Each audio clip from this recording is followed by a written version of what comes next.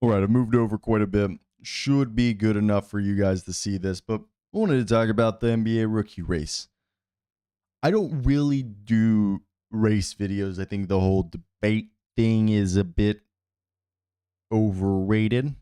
It's arbitrary, opinionated, and is usually just never like driven by like a cohesive conversation. So I typically don't partake in it because I believe it doesn't teach you anything. Like, let's look at this. This is from hoopshype.com where I work. We use a global rating metric developed by one of my colleagues to rate players. There's some flaws with it, like games missed play a big factor into it. Round out the top 10, Carlton Carrington at 10, Donovan Clingan at 9, Khalil Ware at 8, Alex Sarr at 7, 6, Dalton Connect, 5, the number 1 pick, Zachary Rissache, 4, Zach Edey, 3, Yves Messi, 2, Jaylen Wells, and 1, Steph Castle. I think Castle and Wells are both deserving of it. I think over the entirety of the year, it's Wells. Castle has put on a great end of the year, which could really win him the award. But I think Jaylen Wells is on the better team and regularly guarding the opposing team's best players, hitting his three-point shot at a great rate, and is already showing that he's going to be a great player. Is Castle probably going to be the better player long-term? More than likely.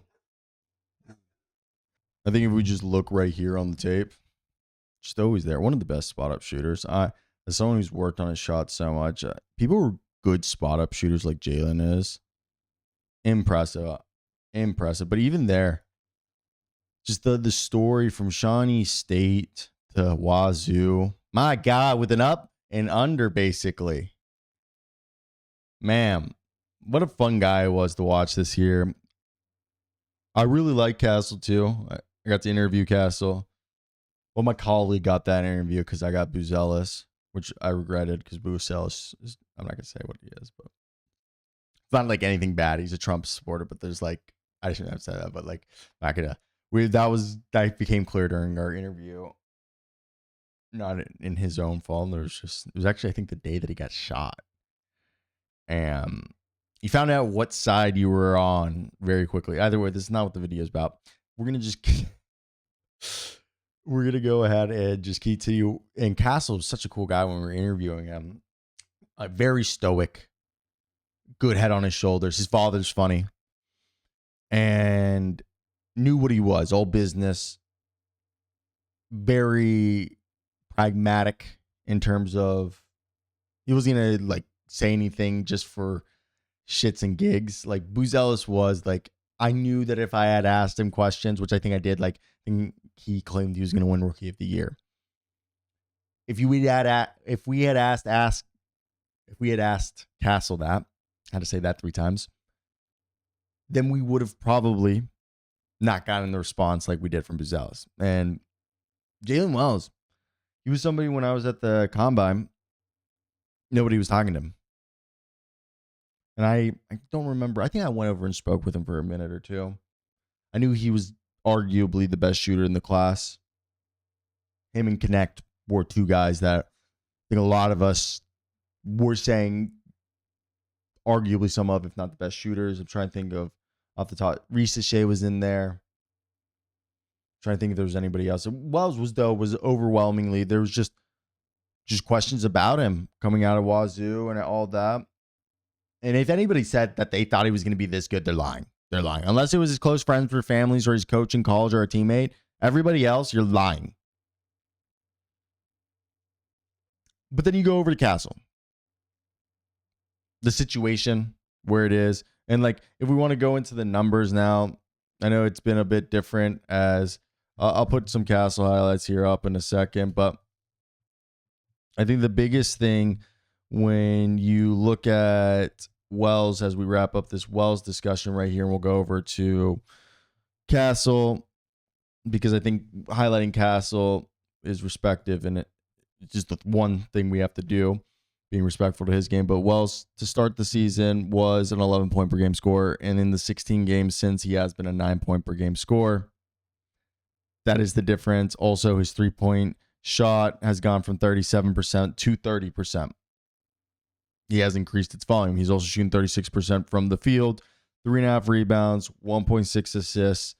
And yeah, it's just not been as solid. So you just have to acknowledge that there is a bit of a drop as of late in Wells' game. And that could be for a myriad of factors. I think the largest one would be that the team's just getting healthier. You're getting closer to the playoffs. And when that type of stuff happens, the pressure gets on. And I think it's also the rookie wall. The biggest thing. No respect. Not no respect, no disrespect. No respect would be mean, guys. That would be mean. I'm sorry. Well, I think you got a guy in Castle who's clearly been climbing up the wall and been getting better. I think he had the rookie wall to start the season. And since then, he's been just fantastic. Especially since Wemby's gotten hurt and the team's kind of not like going for the playoffs as hard anymore. So Castle, 14 points, 3 rebounds, 3.5 assists, 42% from the field. And on the season as a whole, 28.9% from 3. Now, as a starter, 33 games. He's averaged 16 points, 75% from the free throw line, 32% from 3, 43% almost from the field, 4 assists, 3 rebounds, about a steal a night. Post All-Star break, 17.5 points, 3.5 assists, 4.5 rebounds, shooting 29% from 3, 45% from the field, 5 free throw attempts a game on 67.5%, so 3.5 are being made.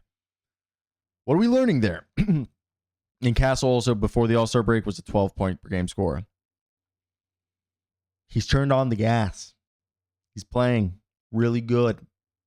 And this is where it becomes really hard to decide like who should be Rookie of the Year. You have a guy that for 54 games of the season was a 44% from the field shooter, 37% from 3, scoring like I believe it was 12 points a night, giving you like 3 and 2.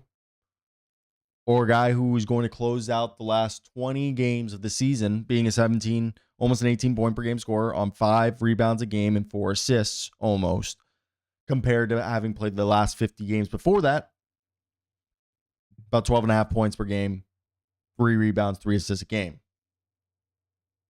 And that's a really big discussion to have.